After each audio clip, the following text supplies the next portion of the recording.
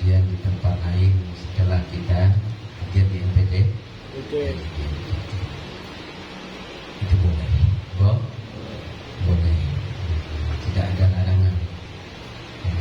Misalnya kita belajar tentang ketauhidan tempat lain, sifat-sifat Allah, tapi dia bukan ulama MPT, itu tidak apa. Misalnya kita belajar tentang cara dan rukun salat, tentang air, tentang wudu. Asal guru itu sama-sama sunnah wal jamaah. Nanti jangan salah-salah guru. Nanti begitu salah-salah guru belajar tempat lain, tempat lain, itu tasawuf itu pendapat jadi-jadian. Pendapat baru salah, timbul keraguan lagi. Cuma yang penting kita belajar itu di mana saja yang membawa diri kita dekat kepada Allah. Jadi bukan belajar saja yang menumbuhkan kesadaran. Kita dapat peroleh ilmu di mana saja, bukan hanya pada guru. Kalau kita berguru yang PTT ini, sama anak kecil pun kita boleh berguru. Sama orang gila bisa berguru, asal membawa keterangan batin, penerang batin bagi kita. Pada pemaksiat, apalagi memang orang berilmu. Ini jangan salah-salah, nanti MPT tak boleh lagi berguru kepada bukan itu. Yang jangan itu bermursyid. Yang jangan itu kita bermursyid kepada guru, kita bermursyid juga kepada guru lain, itu yang tak boleh. Bukan tak boleh, kita nanti tidak bisa kapal itu dua kemudi, satu kapal dua kemudi yang tak boleh. Artinya kalau mana pembimbing rohani kita itu yang sudah membaiat kita, itu saja.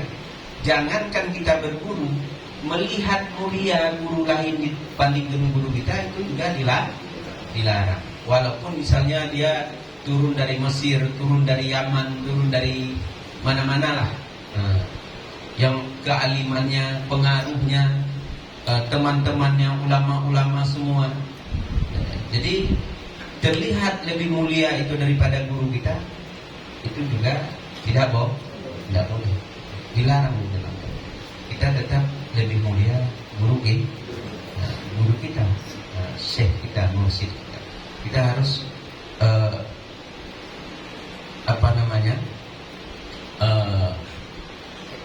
memandang guru kita itu lebih sempurna, karena dia sebagai pembimbing kita. Yang menyampaikan saya misalnya ke pulau itu guru saya, walaupun misalnya dia dengan perahu, misalnya ada kita menumpang satu perahu, mau ke pulau, kita naik di atas perahu, lalu di sebelah kita ada kapal yang begitu bagus, larinya kencang, kita pengen pula ke sana, sementara tempat duduk sudah tidak ada lagi. Ya kan? Tempat duduk sudah tidak ada lah. Akhirnya nyebur kita ke laut untuk berenang ke kapal. Perahu ini pergi, kapal itu pergi. Akhirnya kita tenggelam. Ya. Jadi lalu gitu. Lalu dan lah. Jadi maka jangan salah-salah berguru musik. Kalau kita sudah guru kita ini dalam perahu, yang penting yakin guru saya ini walaupun dengan perahu sampai membawa saya ke pulau. Sudah. Ya, jangan melihat kapal besar, ya. Yang penting guru kita sampai ke pulau. Alah bahagia. Jadi ikut, tapi jangan salah-salah ikut. Guru banyak mana aja kata. Guru banyak mana jaga. Ini salah-salah. Bukannya tambah lagi, malahan tambah tambah. Lalu Rahma, bagaimana saya tidak berubah-ubah? Insya Allah berubah. Tapi ketika seseorang tidak berubah, itu berarti ada masalah pada dirinya. Ada masalah pada diri. Kita juga begitu, kita rasakan. Kenapa saya tidak berubah? Berarti ada masalah pada saya. Ketika Allah berikan kesadaran kita bermasalah, itu masih ada kesempatan untuk kita berbuat baik. Tapi ketika kita tidak sadar kita bermasalah, seolah-olah kesalahan itu benar, nah ini yang jadi masalah. Itu bukan salah guru, bukan salah ilmu, bukan salah mursyid, juga bukan salah ajarannya, bukan salah teman juga. Cuma mungkin Allah menutup hati. Nah, itu na'udzubillah. Walaupun terlihat ya istiqamah, tapi tidak berubah. Nah, terlihat istiqamah salat di sini, terlihat istiqamah tawadhu, istiqamah berzikir, tapi tidak berubah perangainya. Yang sombong tetap sombong, berjalan sudah bertahun-tahun. Yang kikir tetap kikir terus. Berarti itu bukan orang lain. Kita harus sadar, ini bala bagi saya, bala bagi saya. Nah, jadi seharusnya jalannya taubat. Ada kesalahan yang kita lakukan, yang tidak kita sadar. Nah, yang tidak, walaupun sadar kadang kita tidak mau merubah itu. Kita sadar itu salah, tapi kita tidak mau berubah. Itu harus kembali kepada mursyid. Harus kembali kepada mursyid, artinya harus bukan hanya sekedar bertobat, terus terang kepada mursyid. Abu, saya begini. Jangan bersilap lidah. Abu itu tahu apa yang ada di hati kita. Kalau kita menipu diri dengan hidapan Abu, itu kita yang kalah. Maka jangan dusta kepada guru. Nah, jadi kepada guru tak boleh dusta. Karena kita harus berkeyakinan apa yang ada di hati kita dan zahir kita itu guru tahu. Bukan guru itu Tuhan. Orang yang kasyaf hanya melihat wajah kita sudah tahu bagaimana sifat kita. Nah, kalau menurut Kiai Jen, bau kita saja sudah tahu ya.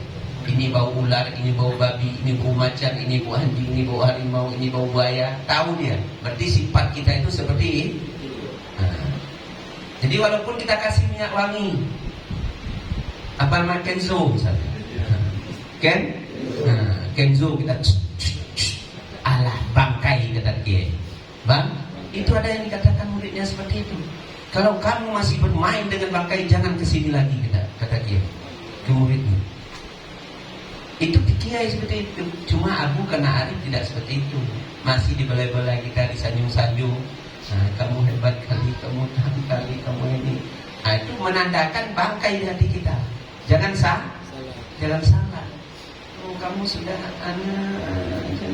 itu supaya kita dekat, supaya kita dekat dapat dibina. Jangan salah, jangan tertipu dengan sanjungan Abu. Yolah itu mana jangan kasyaf. Nah, jadi lambat mana, tak tahu mana, lah salih mana. Oh, yang ke menteri. Nah, kan? Nah, itu jangan tertipu. Jangan itu hijab. Jadi bukan guru Tuhan. Jadi orang yang sudah dibuka hatinya oleh Allah, yang sudah dekat dengan Allah, dia tahu apa saja. Bukan diri kita saja, alam semesta ini tahu. Tapi dia bersembunyi atas itu. Orang arif itu ada istilahnya talbis. Talbis. Dia menyembunyikan kemuliaannya dan Allah sembunyikan. Karena takut dia nanti tertipu juga dengan itu. Jadi maka dia berlaku sebagaimana manusia biasa, bahkan lebih manusiawi lagi. Apa yang kita lakukan itu juga dilakukan. Misalnya terlihat dulu makan banyak, makan ini, makan itu. Itu talbis itu. Jangan tertipu kita dengan itu.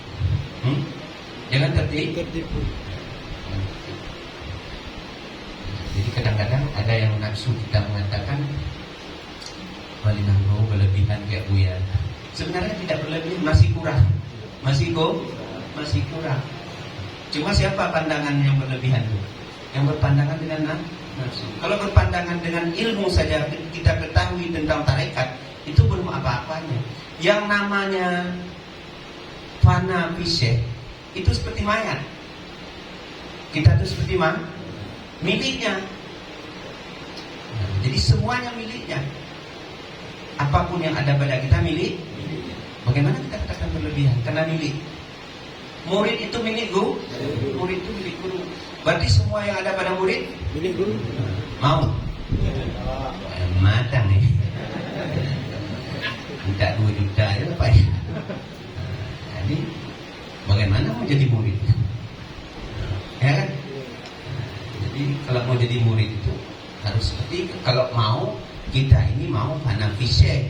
Ini panafiseh itu gembira hati apabila guru menginginkan kita, baik harta kita, waktu kita harus gembira, bahagia. Karena yang menginginkan yang dicinta, yang kita cintai. Kita cinta misalnya pada Abu, lalu Abu minta duit, gembira karena kita cinta.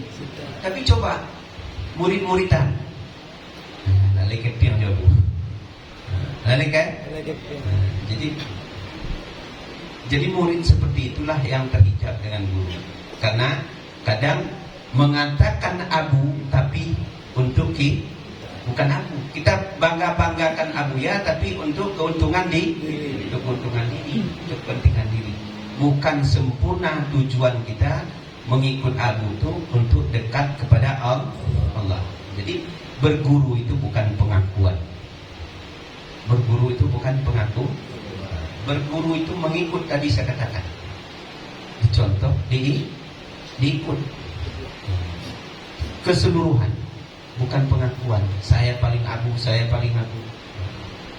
Jadi kalau misalnya kita belum Abu sekali, ya sadar saja agar kita terus membangun cinta kita kepada guru.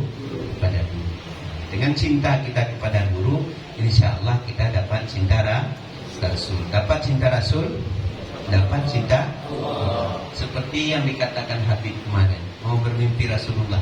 Mimpi Abu ya saja nggak pernah apa mimpi Rasulullah, ya kan? Ya.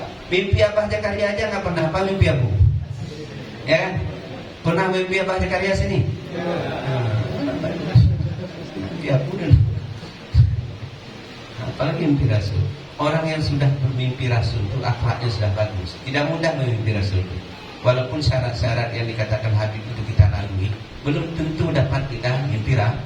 Karena kalau Rasul sudah hadir kepada diri kita, itu bukan syaitan. Pasti orang yang dihadiri Rasul itu sudah bersih nafsunya. Baru Rasul hadir. Nah, cuma kalau membayang-bayangkan ke Nabi itu bisa diserupakan oleh syaitan. Ya kan? Atau bukan diserupakan, mengaku syaitan mengaku dia syaitan, tapi bukan menyerupai Nabi, tapi mengaku mengaku Nabi. Yang menyerupai Romi misalnya syaitan, kecilnya Nabi. Ya kan? Padahal syaitan itu lagu Romi, kecilnya Rasulullah. Ya kan? Itu pengakuannya. Karena Rasulullah itu ciri-cirinya ya seperti bulan purnama katanya kan. Nah, kulitnya itu sangat sangat tampan. Tidak ada yang tampan selain Rasulullah SAW. Tidak ada sehalus kulit Nabi ini kita lihat. Nah, di dunia ini selain kulit Rasul. Bagaimana bercahayanya kulit Rasul itu juga bisa. Maka ada dapatnya mimpi Abu ya ada cukup. Jadi kita berzikir juga nih. Nah, berzikir sini semua.